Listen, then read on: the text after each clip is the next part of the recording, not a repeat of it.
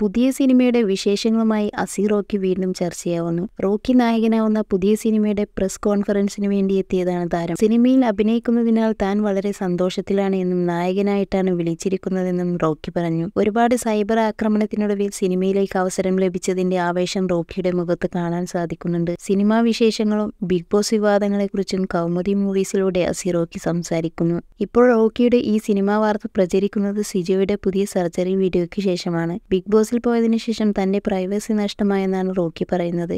Big ബോസിൽ പോയതിനു ശേഷം എല്ലാവരും തിരിച്ചറിയുന്നുണ്ട്. ഒരുപാട് മീഡിയാസ് എൻ്റെ കൂടെ ഉണ്ടാവാറുണ്ട്. പിന്നെ എന്നെ ഇഷ്ടപ്പെടുന്ന കുറച്ച് പേരും ഇഷ്ടപ്പെടാത്ത നിരവധി ആളുകളുമുണ്ട്.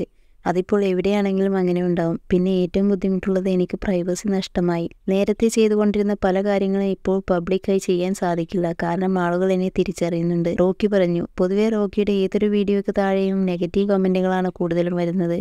പ്രധാനമായും സിജോയുമായി ബന്ധപ്പെട്ട വിഷയത്തെ തുടർന്നാണ് ഇത്തരത്തിൽ നെഗറ്റീവ് കമന്റുകളും ചീത്തവിളികളും റോക്കി നേരിടുന്നത്. അതിനെക്കുറിച്ച് റോക്കി പറയുന്നത് ഇങ്ങനെ: എന്നെക്കുറിച്ച് അറിയാത്തവരാണ് എന്നെ ചീത്ത വിളിക്കുന്നത്. എന്നെ അടുത്തറിയുന്ന ആർക്കും എന്നെക്കുറിച്ച് ഒരു മോശവും പറയാനില്ല എന്ന് നന്നായി അറിയാം. പിന്നെ സിജോന്റെ കാര്യം, അത് പറഞ്ഞു തീർത്തതാണ്. എന്നാൽ സിജോ ഒരു വീഡിയോയിൽ അച്ഛനില്ല എന്ന് പറയുന്നുണ്ടായിരുന്നു.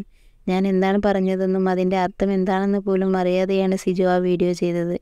എനിക്ക് അച്ഛനും അച്ഛൻ്റെ അച്ഛനും എല്ലാവരും ഉണ്ട്, റോക്കി വിശദീകരിച്ചു. എനിക്ക് ആദ്യം 33 ഫോളോവേഴ്സായിരുന്നു ഇൻസ്റ്റാഗ്രാമിൽ ഉണ്ടായിരുന്നത്. എന്നാൽ ബിഗ് ബോസ് നിന്ന് വന്നതിന് ശേഷം നിരവധി ഫോളോവേഴ്സ് വന്നു. പക്ഷെ ഒരുപാട് പ്രശ്നങ്ങളുണ്ടായി. അങ്ങനെയാണ് എൻ്റെ ഇൻസ്റ്റാഗ്രാം അക്കൗണ്ട് നഷ്ടമായത്. കുപ്പി വിവാദവും തൊപ്പി വിവാദവും എല്ലാം നിലനിൽക്കുന്നുണ്ട്.